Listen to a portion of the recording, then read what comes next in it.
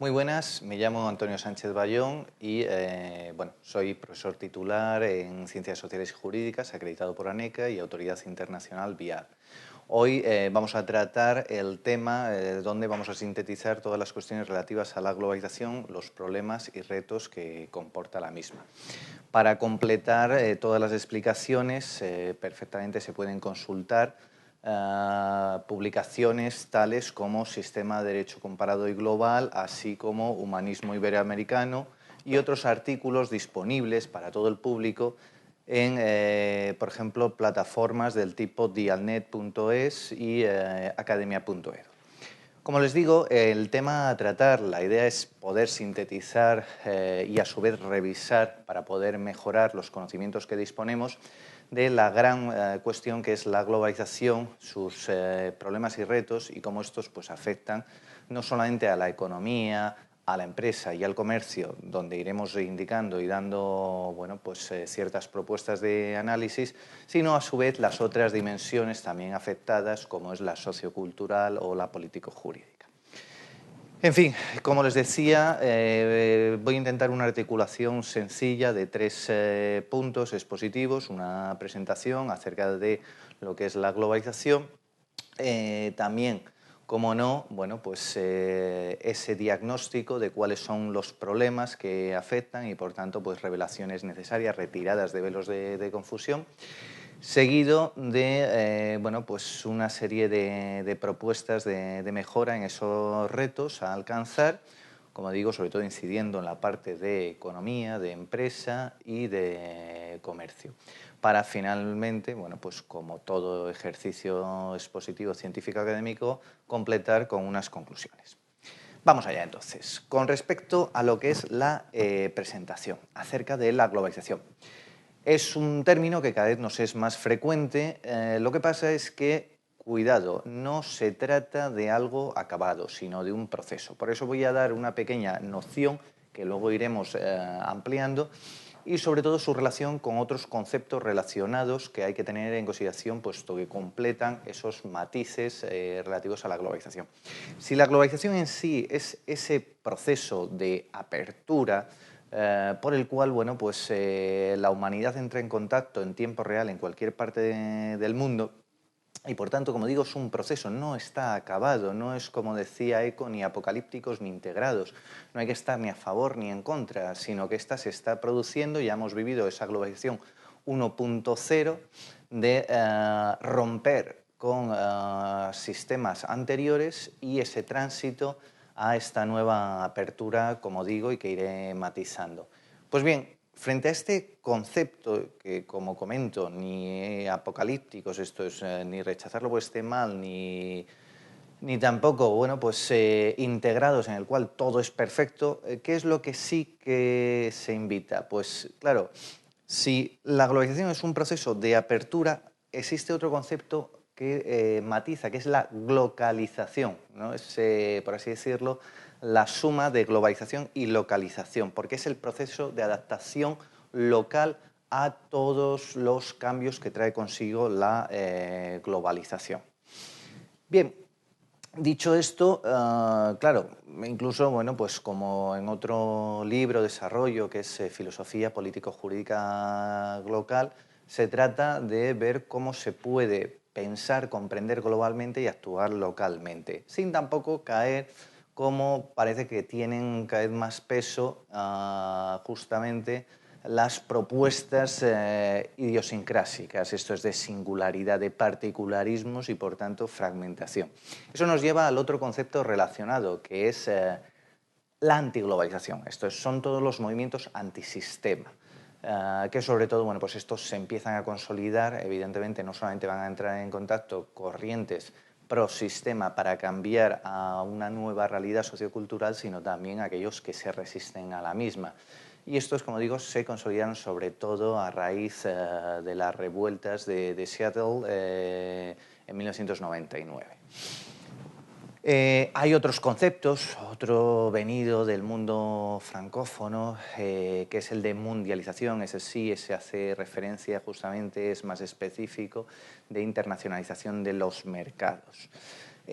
Así pues, como les decía, en estas otras propuestas, sobre todo en Humanismo Iberoamericano, una guía para transitar la globalización, publicado en Guatemala por la Universidad Rafael Landívar en su colección Cara Parents, bueno, pues explicaba otros conceptos como es aldea global. Este empieza a impulsarse con lo que se llamó el espíritu de San Francisco, allá por el año 45, cuando se aprobó la Carta de las Naciones, de la Organización de las Naciones Unidas, la ONU, por el cual, bueno, pues la idea era que poco a poco pues, tender juntos, ¿no?, la humanidad de poder organizarnos, vivir y disfrutar conjuntamente, ¿no? Y todo ello pues, a través de esas nuevas plataformas de gobierno que iban a ser las organizaciones internacionales. Puesto así, ¿no?, en la propia Carta, en el capítulo 8, se dedicaba justamente a todo lo que son las relaciones regionales, todos estos acuerdos regionales. ¿A qué se hace referencia en el artículo 52 y siguientes? No solamente a un arreglo pacífico de controversias, sino a una vía de conseguir lo que hoy en día se habla de gobernanza y, por tanto, esa globalización 2.0, que es ir articulando con otras organizaciones, tanto regionales, pues para Europa, para América, para Asia, etcétera, etcétera, así como sectoriales, pues por materia, la OPEP, el petróleo, ¿no?, la OTAN, la seguridad y defensa, etcétera, etcétera, el ir tejiendo esas redes, ¿no?, pues de gobierno, administración mundial. Y por tanto, bueno, pues esa era la idea. ¿Y qué es lo que pasó? Que con la Guerra Fría, bueno, pues quedó eclipsado, volviéndose a lanzar nuevamente en, ¿cómo se llama?, a partir de la década de los 90, con la caída de la URSS, que se explicará a continuación una vez superadas estas nociones.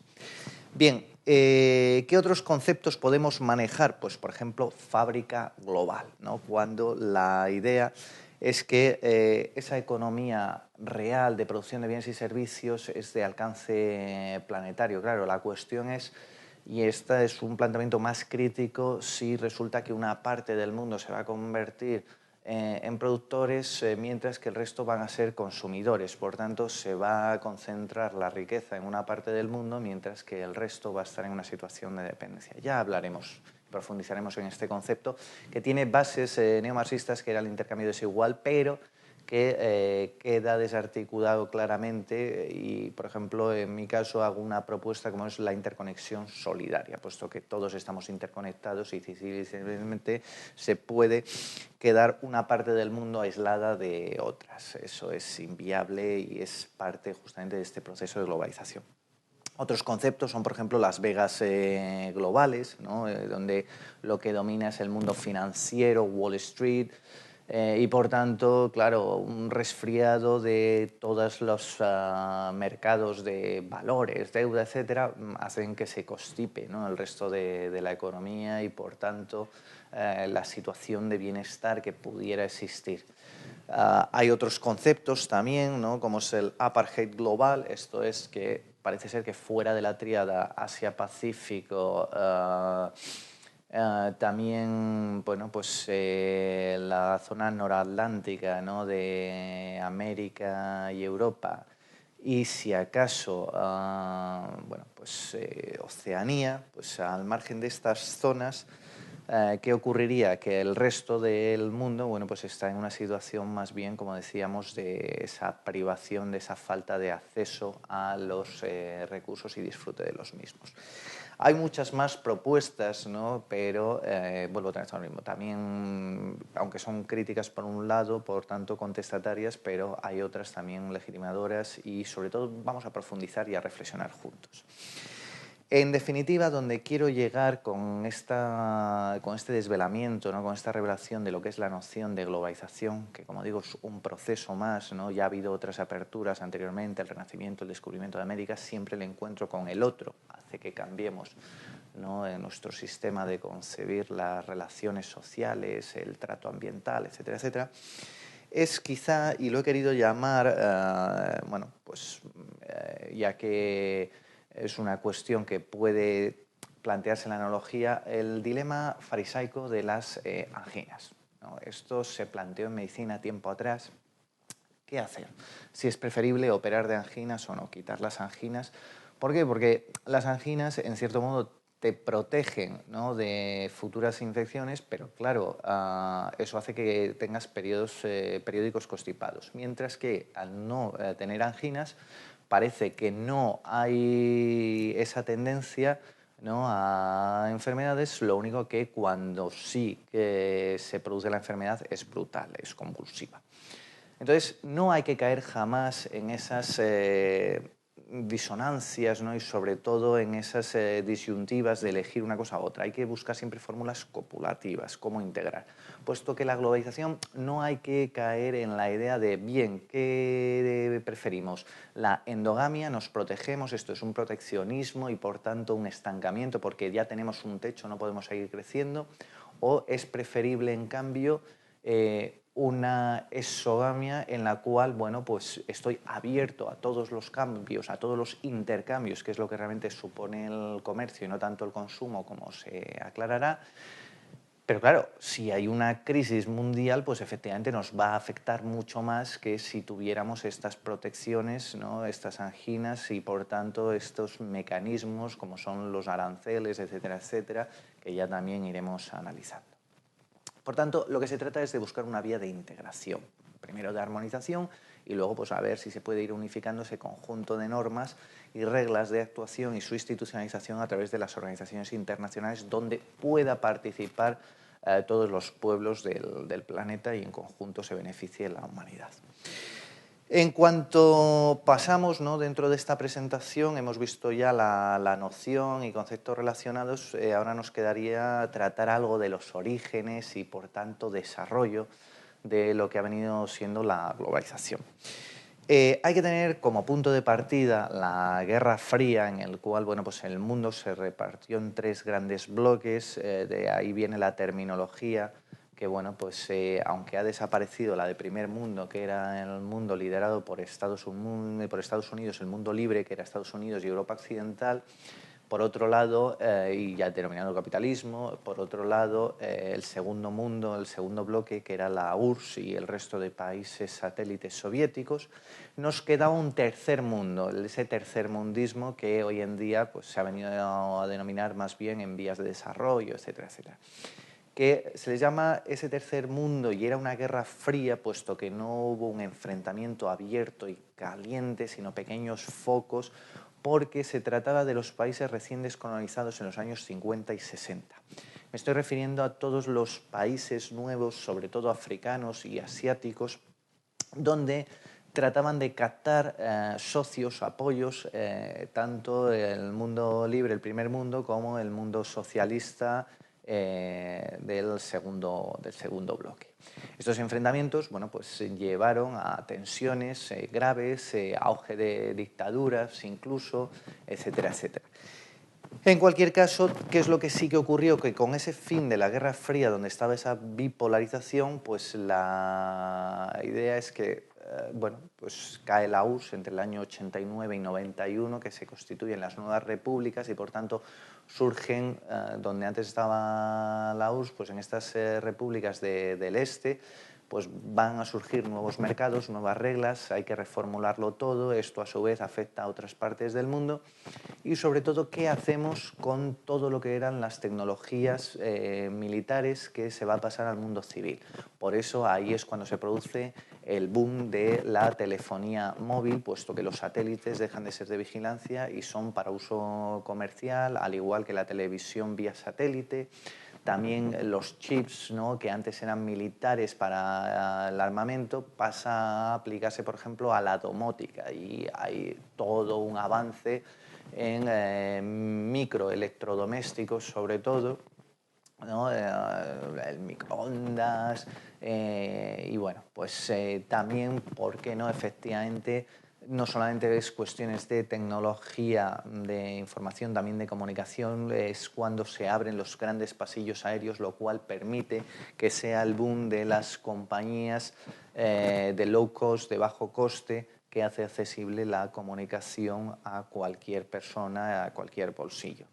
Como estos son muchos los ejemplos que se pueden citar, ¿no?, de por qué se habla que el fin de la Guerra Fría junto con las tecnologías de la información y la comunicación que pasan del ámbito militar al civil, hacen que se produzca este cambio, esta transformación.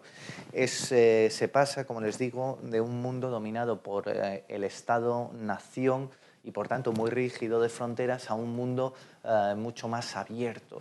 Y en ese proceso, bueno, pues hay que buscar antecedentes que nos interesan para la parte de comercio, de mercados, ¿no?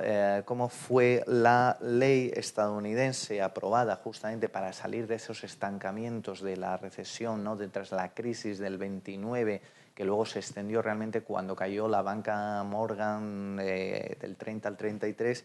Bueno, pues hay que reactivar la economía estadounidense y eso solamente pasa por abrirse a otros mercados, sobre todo mercados vecinos. Y es cuando se aprueba por el Congreso de los Estados Unidos en Washington la Reciprocal Trade Accord Act, ¿no? La ley de acuerdos comerciales recíprocos, ¿no? Que es realmente el antecedente que va a servir de base no solamente para los TLC, los tratados de libre comercio actuales, y que también, bueno, pues ha supuesto esa discusión en los años 90, qué hacer, ALCA, ¿no? Ese área de libre comercio de las Américas, etcétera, etcétera.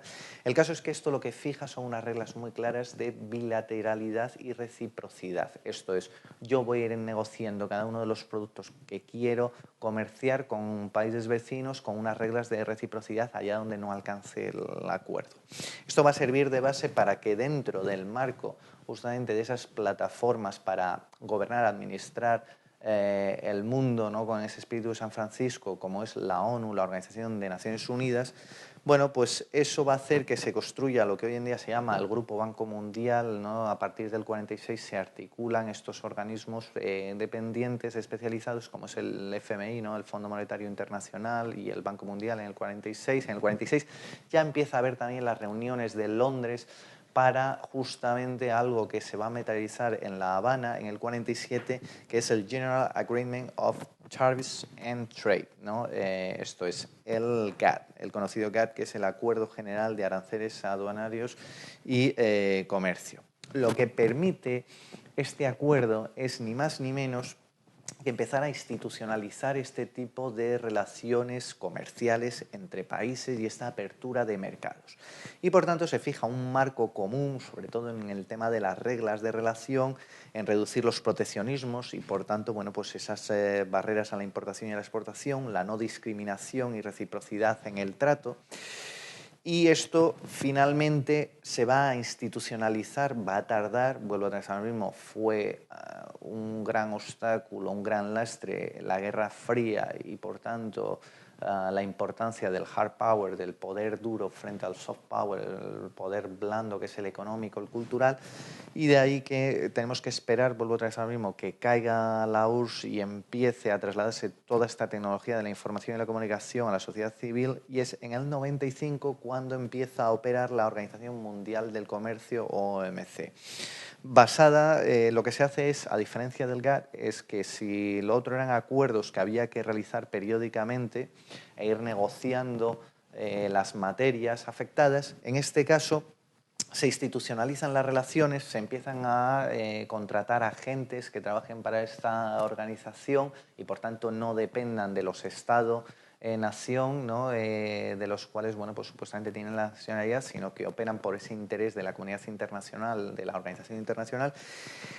Se vuelve multilateral, por tanto ya no es un acuerdo bilateral entre cada Estado y para productos, sino todos negocian conjuntamente y se fijan en ese marco común, ¿no? De modo que se evita también competencias desleales y acuerdos perniciosos. También tiene una vocación de permanencia, por tanto no es algo que haya periódicamente que estar negociando y por tanto se evitan esas presiones de países con una mejor posición frente a otros, sino que se trata que se beneficien todos. Y a su vez, bueno, este marco se va a extender un poco más cuando se empieza a aplicar el plan Doha, que aunque se empieza a formular a partir del 2001, bueno, pues este no se puede empezar a implementar hasta el 2004, lo cual implica que ya no solamente se está tratando de fijar unas reglas comunes, un marco común a los productos manufacturados, sino que se extiende también a materias primas, a energías, se extiende al tema del copyright, esto es la propiedad intelectual industrial, las patentes. Se sigue insistiendo en la no discriminación de trato, esto es que lo que se fije en ese marco se pueda extender a todos los países, sean ricos, pobres, grandes, pequeños, etcétera, y esa reciprocidad que se espera en el trato. Y por tanto, evitar así el dumping, ¿no? El saltarse estas reglas comunes buscando paraísos, denominados paraísos fiscales, comerciales, y a su vez pues, explotación de mano de obra. Esto, claro, nos llevaría a tratar de explicar mejor las relaciones entre la deslocalización, las maquilas, etcétera, que sale de lo que es este marco general, así como la antitrust, evitar la formación de nuevos cárteles de prácticamente oligopolios que terminen siendo monopolios y que distorsionen las relaciones comerciales. Sin más, en cuanto ya visto el origen y desarrollo, donde nos encontramos ahora, que eso es lo que ha hecho que entre el 45 y el 2005 resulta que, bueno, cierto es que entre lo que es la producción, esto es la economía real, mueve mucho más el comercio, hasta 30 veces más, pero ni que decir tiene la parte financiera, la generación de riqueza, de dinero. Entonces, en ese sentido, quizá debería estar el comercio por delante, ¿no?, de la producción y de las finanzas, puesto que de lo que se trata es de facilitar, eliminar esas barreras que impiden el libre tránsito de personas, bienes, servicios y su disfrute, ¿no?, en distintas partes del mundo. Pero bueno, se está trabajando en ello. A ello le corresponde, ¿no?, quizá fijando mejor ese marco, ¿no?, de esta nueva realidad social en la que vivimos, ¿no?, tras la globalización, en esta globalización 2.0 en la que nos encontramos ahora mismo, que es basada sobre todo, centrada en la gobernanza, cómo gobernar, cómo administrar, donde puedan participar todos los pueblos. Bien, bueno, pues ahí la idea es ni más ni menos que, bueno, ver cómo se sortean esos obstáculos, cómo fijar unas reglas que participen todos y de modo que al sentirse todos partícipes, pues todos puedan salir ganando. Eso ya se irá comentando un poquito más.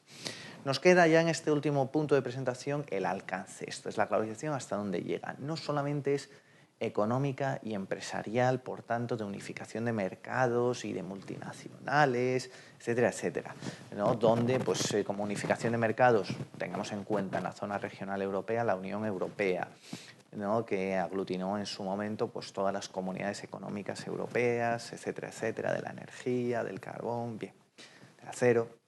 Está Mercosur, que es el mercado común del sur. El problema fue sobre todo las tensiones entre Argentina y Brasil, a ver quién iba a liderar ese mercado. Sin embargo, bueno, pues hay otros aspectos que no se suelen decir, como Estados Unidos, al ver que efectivamente se organizaban y podía perder esa influencia y sus TLC, sus tratados de libre comercio, es por lo que empieza a apoyar otras plataformas como es ALCA, que es el área de libre comercio.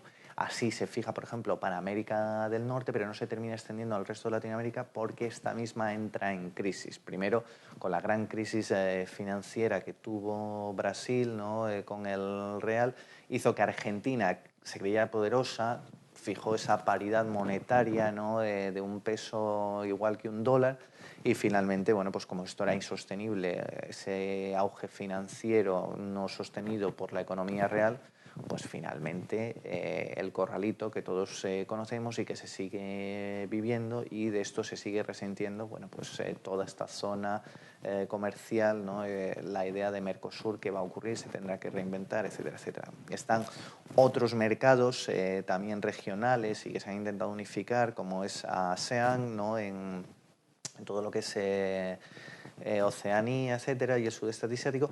Y nos queda, por ejemplo, que es mucho menos formal, pero sí por razones tradicionales, ¿no?, la Commonwealth, ¿no? Es todo lo que era el antiguo Imperio Británico, esas relaciones comerciales, ¿no?, con esa vocación talasocrática, ¿no?, de imperio ultramarino que tuvo Gran Bretaña. Bueno, pues eso ha permitido que sigan pudiendo operar Canadá, Australia, Nueva Zelanda, Gran Bretaña, Irlanda, etcétera, Bueno, esto ha hecho que sobre todo, claro, de ahí que por ejemplo Gran Bretaña no se metiera en esos países de primera velocidad, los que usan el euro, sino que prefirió mantener su propia moneda para justamente poder seguir disfrutando de este otro mercado más allá de lo que es la Unión Europea. Se puede seguir hablando de otros ejemplos, pero me interesa más ahora pasar a esas otras dimensiones, como es la globalización político-jurídica, por tanto, esa recuperación del espíritu de San Francisco mencionado en el 45, que una vez desaparecida, terminada la Guerra Fría, se empieza a plantear seriamente con las organizaciones internacionales. Y por tanto, ese estadio que ya hemos visto, primero está la globalización 1.0, ¿no? Que es romper con esas barreras, con esas limitaciones y, por tanto, empezar a reconocer un mundo pues, cada vez más conectado gracias a las tecnologías de la información y la comunicación, y hoy en día es ver cómo ordenarlo mejor. Esto es empezar, si están desapareciendo las instituciones propias del Estado-nación y sus rigideces, empezar a ver cuáles son las nuevas instituciones que permiten esa socialización, esas interacciones y entre ellas el comercio para este mundo que vivimos, ¿no? Y por tanto sí que pueda hacer posible que lleguemos a esa globalización 3.0, que sería la ideal de la sociedad del conocimiento y no la sociedad del consumo y del infotainment, esto es, de la información y del entretenimiento en la que nos hallamos incursos ahora. Todo esto, claro, se va a lograr esa globalización político-jurídica, sobre todo la apuesta tendría que ser las organizaciones internacionales y no ciertas potencias, como bueno, pues, hubo ese riesgo con los neocon, ¿no? Tras los atentados del 11S, pero eso también parece que ya por fin ha pasado y se está recuperando este espíritu. Nos queda una globalización sociocultural, a la cual bueno, pues también se han dedicado ciertos apuntes en las unidades, ¿no? Que es esa idea del fin de la historia. Ya no van a ser relaciones influidas por ideologías, sino que se abre un nuevo periodo, ¿no? Se ha cerrado este, se tiene que abrir el nuevo. Por tanto, claro, ¿qué es lo que ocurre? Que cuando las tecnologías de la información y la comunicación permiten el encuentro, la movilidad de población, de servicios, de todo, claro, esto conlleva debates acerca de, bueno, hay encuentro o choque de civilizaciones, ¿no? Como hizo Huntington en su momento, las idiosincrasias, las singularidades y, por tanto, fragmentaciones frente a las asimilaciones, privilegios, derechos. Bueno, pues la idea es ver cómo articular de modo que participemos en un marco común compartido, pudiendo cada cual, bueno, pues igual que por ejemplo en Estados Unidos no es necesario aprobar una ley para fijar un idioma oficial, sino que se deja a la propia sociedad civil responsable que decida qué nivel de involucración va a tener para participar, y por tanto los propios negocios y las interacciones hacen que se fije el inglés como lengua oficial sin necesidad de aprobar ley ninguna. Bueno, pues esta es la idea, sin necesidad de imponer, participando y dejando hacer, que efectivamente pues se vayan estableciendo, eso sí, fijando unos mínimos comunes, ¿no? Y de todos aceptados, pues a partir de ahí ir confiando en esa autonomía, en esa equidad, etcétera, etcétera. Todo eso se tratará. Como comentaba, visto ese punto 1 introductorio, vamos ahora a tomar velocidad de crucero para abordar el resto de puntos, como es el 2, acerca de los problemas y, por tanto, el cambio paradigmático y revelaciones. La premisa de partida es que justamente se está produciendo una crisis. Es el gran tema, parece ser, de nuestra época, pero que desde el griego antiguo simplemente la crisis era el cambio, la transición entre un ciclo y otro. ¿Qué es lo que ocurre? Que sí que es cierto que hoy en día la crisis parece que no solamente es de un tema, sino que alcanza distintas dimensiones: cultural, política, económica, etcétera, etcétera, y que sobre todo se está prolongando demasiado, lo cual introduce cierta inseguridad justamente en ese trasiego entre un cambio de un ciclo y otro. Por tanto, estamos viviendo cómo se está pasando del declive del Estado-nación, como decía, mucho más seguro, rígido, con unas fronteras claras, unas delimitaciones, a la aldea global, que está empezando su auge, pero que no termina de definirse, y por tanto, claro, nos faltan las instituciones para guiarnos adecuadamente y obtener ciertos resultados exitosos para guiarnos en la misma. Y de ahí que se hable, por ejemplo, que la sociedad emergente hoy en día grandes pensadores de nuestro tiempo, ¿no? Bauman habla de una sociedad líquida, ¿no? Donde no termina de cristalizar las instituciones nuevas, por tanto nos perdemos, ¿no? Beck habla de sociedad de riesgo, por lo tanto, mismo, como no tenemos claras las relaciones, bueno, pues nos lanzamos sin tener claros esos resultados. Se puede hablar también de difusa con Costco, ¿no? Por tanto, de límites poco claros, donde todo está interconectado, local, donde afecta tanto internacional como nacionalmente, domésticamente, de retos, etcétera, etcétera. ¿Qué es lo que ocurre? Que sin más, si hemos cambiado de época, tenemos que cambiar también la manera de percibir, ¿no? de entender y, por tanto, a su vez de gestionar la realidad en la que nos hayamos inmersos. Y de eso se trata, justamente, de explicar cómo hemos pasado, ¿no? Cómo hemos llegado a esta sociedad del consumo y el infoentertainment, como les decía, de suma de información y entretenimiento, donde hay demasiado ruido blanco, demasiadas entretenimientos en cuanto a distracciones con el móvil, el WhatsApp, anuncios constantemente. Ya prácticamente la generación de los milenios no ven programas de televisión largos, prefieren los vídeos cortos, porque hay demasiadas, demasiadas distracciones, ¿no? Demasiados impulsos. Bueno, pues ante esto, ¿qué es lo que ocurre? Que, vuelvo otra vez al mismo, hay que cambiar la manera de concebir la realidad y cómo gestionarla, porque si no, no sería posible llegar a la esperada sociedad del conocimiento de la que se hablará luego, y entonces caben otros riesgos de colapso, ¿no? de entropía o parusía, conflicto. Eso vamos a irlo viendo, pero vamos a meternos en las revelaciones específicas, en retiradas de velos de confusión, tanto en economía, en empresa y en comercio. En cuanto a la economía, pues hablar, ¿no? Desmontar esa idea de la economía flexible, puesto que no es tal, no es más que un intento de dar continuidad al modelo de economías de escala, ese desarrollismo, el crecer porque se puede, y por tanto, bueno, pues eso sin un respeto del medio social ni del medio natural. Y este planteamiento, además, es erróneo porque la flexibilidad es una condición física por la cual, bajo la presión de ciertas circunstancias, puede perder un objeto su forma habitual, pero esta presión tiene que desaparecer en algún momento para recuperar su forma original. Si no, no hay flexibilidad, lo que existe es una precariedad. Sobre todo, no tanto como se suele hablar, ¿no? De ese intercambio desigual entre países ricos del antiguo primer mundo y los del tercer mundo o países en vías de desarrollo, ¿no? Sino que más bien lo que está pasando es que hay un problema intergeneracional. Hay unas generaciones ya han estado en el poder, han disfrutado de un bienestar, ¿no? Tras la Segunda Guerra Mundial, con esa recuperación, esa reactivación de la economía, esos intercambios, y sin embargo las nuevas generaciones, pese a estar aparentemente mejor preparadas, en cambio, viven una mayor precariedad, ¿no? Por ejemplo, trasladado ya a la empresa, si las generaciones anteriores de baby boomers y la generación X les agobiaba tanto la institucionalización dentro de la empresa y, por tanto, esa excesiva rigidez, sabían perfectamente cuándo iban a empezar a trabajar, cuándo se iban a jubilar, con cuánto dinero, etcétera.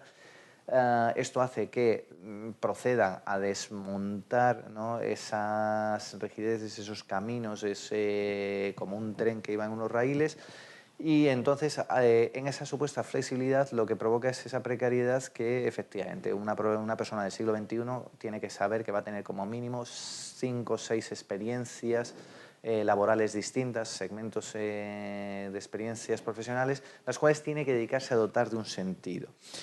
Por eso comentaba que en la economía, bueno, pues no existe esa economía flexible, sino que es un intento de dar continuidad a algo ya caduco, como es la economía a escala. Hay que pensar en una nueva economía, una economía digital, de reciclaje, etcétera, ya lo hablaremos.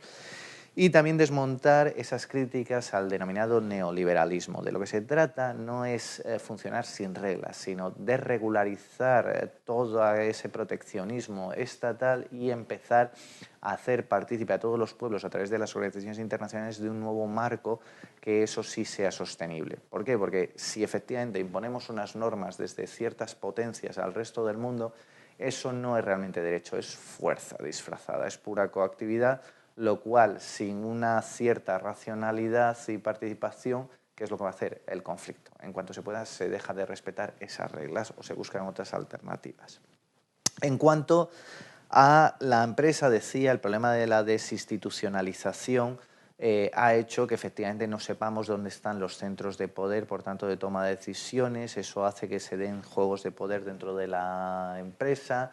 De ahí que cada agente tenga su propia agenda oculta, no hay unos intereses compartidos por la empresa, sino que cada cual busca sus propios intereses, sus propios beneficios, y esto hace que sea insostenible esas relaciones, por lo menos no algo en lo que podamos participar y ganar todos, como se va a intentar luego plantear como una alternativa.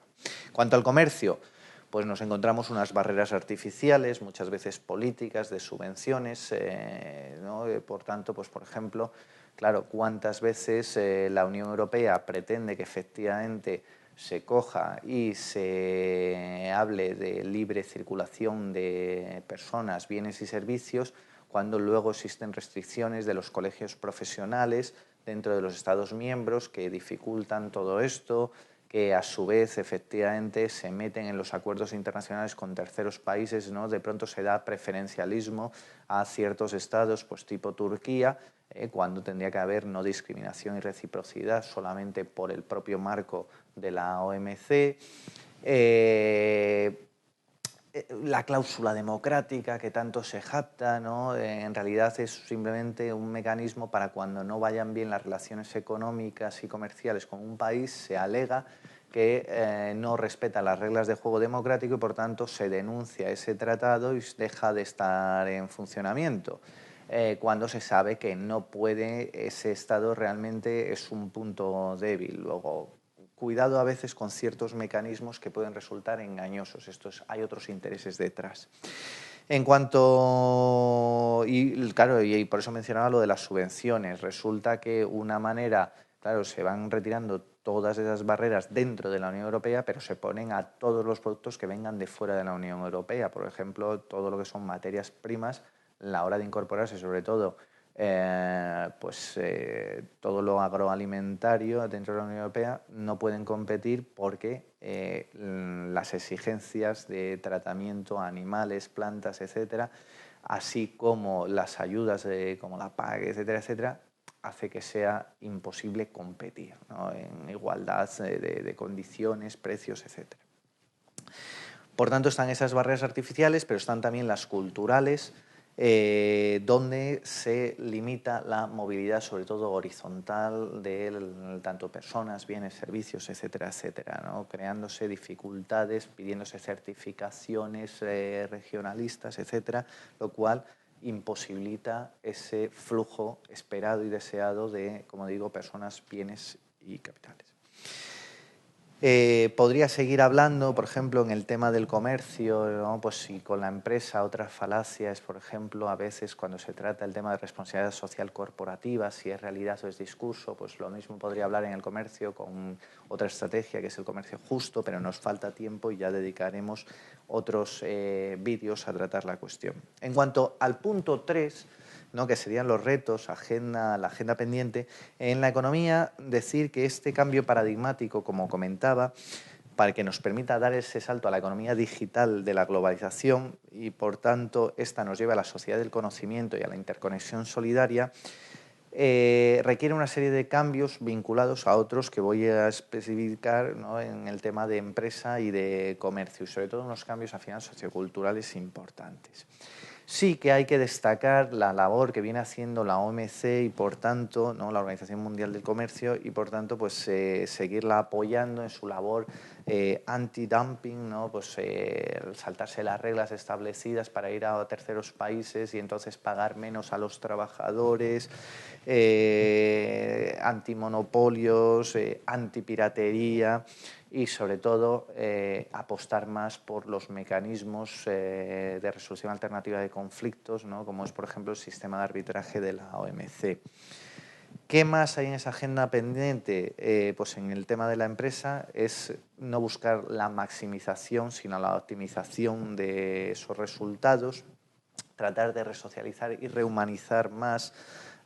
Por tanto, más que hablar de RSC, ¿no?, de responsabilidad social corporativa, habría que conseguir algo que fuera eficiente, ¿no?, y real, que es conciliar la vida personal, la vida familiar y la vida profesional. Tomar medidas realmente que apoyen este tipo de transformaciones que necesitamos para una sociedad del conocimiento donde beneficiarnos todos. A su vez, la gestión del talento, ¿no? No hay que hablar tanto de buscar quizás valores comunes. El valor no deja de tener una implicación mesurable, cuantificable, etcétera, etcétera. ¿Por qué no recuperar la idea de virtudes? Y sobre todo, virtudes que pueden servir a cualquier persona en todo momento, como son las 4 virtudes cardinales, ¿no? Lo que se hablaba desde la antigüedad de la sabiduría, templanza, fortaleza y justicia. Son criterios que nos pueden permitir, no solamente en la empresa, sino en la sociedad en su conjunto, interactuar adecuadamente. Luego, apostemos por este tipo de virtudes. Nos queda también quizá el plantearnos en las empresas el incorporar departamentos de protocolo y gestión intercultural para facilitar las relaciones. En cuanto al comercio, pues tratar de fomentar círculos virtuosos, ¿no? Esa política del win and win, del todos ganemos. ¿Por qué? Porque la idea es que sea menos un modelo de casino, ¿no?, donde efectivamente el Estado-Nación era jugador y juez al mismo tiempo, para un modelo quizás mucho más deportivo, de equipo, incluso hasta liga. Esto es, la idea es que las organizaciones internacionales tienen que funcionar como árbitros y como emplazamientos donde puedan jugar y cada uno según se quiera implicar, ¿no?, qué medallas quiere ganar, o sea, una especie de olimpiadas, el espíritu olímpico de superación, donde cada cual participe con la seguridad de que efectivamente tiene esa posibilidad de hacerlo sin discriminación alguna y reciprocidad de todos los competidores. Ya me acerco entonces a las conclusiones para que no se haga mucho más larga la exposición de hoy y decir sencillamente que el comercio no es consumo, como estamos viviendo hoy en día, y por tanto requiere de un intercambio el cual a su vez ha de presumir una autonomía de los sujetos que participan, son capaces de dotarse de reglas para hacer que dichos intercambios sean mucho más operativos y mejores para ellos, por tanto que puedan negociar, y esa equidad a la hora entre las partes de, bueno, pues buscar que ambas ganen, ¿no?, como decía. Entonces, solamente mencionar también la idea no solamente de autonomía y de equidad, sino también de equilibrio, de respeto, no tanto sostenibilidad, porque la sostenibilidad es que se puede prolongar en el tiempo, por tanto hasta los perjuicios y vicios se pueden prolongar en el tiempo, sino de equilibrio, buscar un balance, ¿no?, en esa relación con el medio, tanto natural como social, etcétera, etcétera. Y decir que para superar este estadio actual de una sociedad de consumo y de for entertainment, ¿no?, de ruido blanco, y llegar a una sociedad de la comunicación, ¿no?, de esa globalización 2.0, de esa búsqueda de esa gobernanza, la administración, etcétera, etcétera, donde la opinión pública mundial va a tener cada vez un peso mayor y conocemos y por tanto podemos corregir cosas en tiempo real prácticamente, lo que nos va a permitir llegar realmente a esa anhelada, esa deseada sociedad del conocimiento, donde entonces sí nos liberaremos de esa carga, ¿no?, que se denunciaba del trabajo opresor, alienante, etcétera, que sea un trabajo creativo, un trabajo de conocimiento realmente, es saber conciliar el negocio con el ocio, con el disfrute. No es solamente espectáculo, entretenimiento, sino que es un mejor desarrollo personal y un contribuir al bien común. Luego, propuestas de negocio que contemplen también el pro commons, ¿no? Un beneficio de todos, así como el pro bono, ¿no? El ayudar a aquellos que no pueden y, por tanto, favorecer esa equidad de la que hablábamos tontos y de que nos hacemos todos corresponsables. Sin más, lo dejo hoy aquí, puesto que son muchísimas ideas en las cuales pues, me gustaría entrar en debate y, como comentaba al principio, se puede profundizar y, si se quiere buscar pues, mayores explicaciones, hay publicaciones a su disposición tanto en dialnet.es y en academia.edu. Buscan el profesor Antonio Sánchez Bayón y allá estaré a su disposición, así que pasen un buen día, disfruten y espero podamos seguir reflexionando juntos. Gracias.